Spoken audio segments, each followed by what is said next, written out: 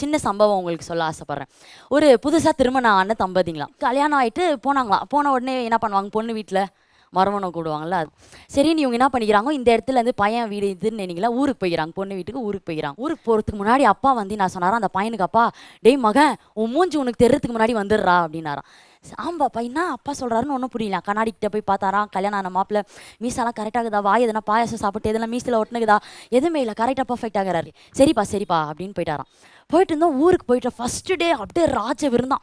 ஒரு பக்கம் வெஜ்ஜான், ஒரு பக்கம் நான்வெஜ்ஜான். பிரியாணி, பச்சடி, கபாப்பு, ஐஸ்கிரீமு, என்ன ஆகுது எல்லாமே தான். வெஜ்ஜவங்க தான் நான்வெஜ்ஜவங்க தான்.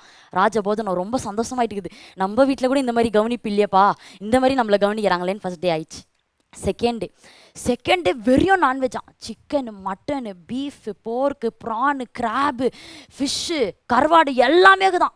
பார்த்துருந்தோம். ஐயோ ஐயோ ஐயோ பரலோகம் இதுதானா அப்படின்னு ரொம்ப சந்தோஷமா.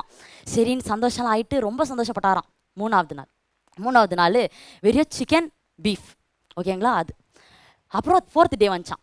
4th டே வந்து என்ன பண்ணாங்களாம், வெறும் சாப்பாடு கறி குழம்பு, சிக்கன் கறி குழம்பு தான் சாப்பிட்டாராம். அஞ்சாவது நாள் என்னவா, ஒரே வெஜிடேரியன் ஃபுட்ஸ், எல்லா காய்ங்கோ என்னென்னலாம் இருக்கும், கூட்டு என்னென்னலாம் அந்த மாதிரி எல்லா கூட்டு, பாயாசம், அப்பளம், ஊறுகாய், இந்த மாதிரி எல்லாமே. மறுநாள் வெறியும் வந்துட்டு இந்த புளியோதரை, கலராக yellow colour lemon rice, orange colour தக்காளி சாப்பாடு, இந்த மாதிரி எல்லாம் சாப்பாடாம். 7வது நாள் வந்துச்சான். வந்திருந்தோம். சாப்பாடு, ரசம், சாம்பாராம். சரின்ட்டு ஃபஸ்ட்டு என்ன பண்ணாராம் மாப்பிள்ள, என்னடா இதுன்ட்டுன்னு என்ன பண்ணாராம், ஃபஸ்ட்டு சாப்பாடு சாம்பாரில் சாப்பிட்டாராம். கச்சிக்கோய் அப்பளத்தை வச்சுன்னு ஊறுகாய் வச்சுன்னு சாப்பிட்டுக்கிறாரு. அப்புறம் ரசம் ஊற்றுங்கோ இன்னும் ரசம் ஊற்றுனாங்களாம். ஊற்றிட்டு நம்ம ரசத்தை என்ன பண்ணுவோம், தூக்கி குடிக்குமோ இல்லை. அப்பா அவருக்கு அவர் மூஞ்சி செஞ்சுச்சான். அப்போ அவருக்கு அவங்க அப்பா சொன்னது அவங்க வந்துச்சான். டேய் மகன் உன் மூஞ்சி உனக்கு தெரியறதுக்கு முன்னாடி வந்துடுனாரு. தலைவர் வரல, மூஞ்சி தெரிஞ்சிச்சு, கடைசியில் போய்தான் ஆகணும்.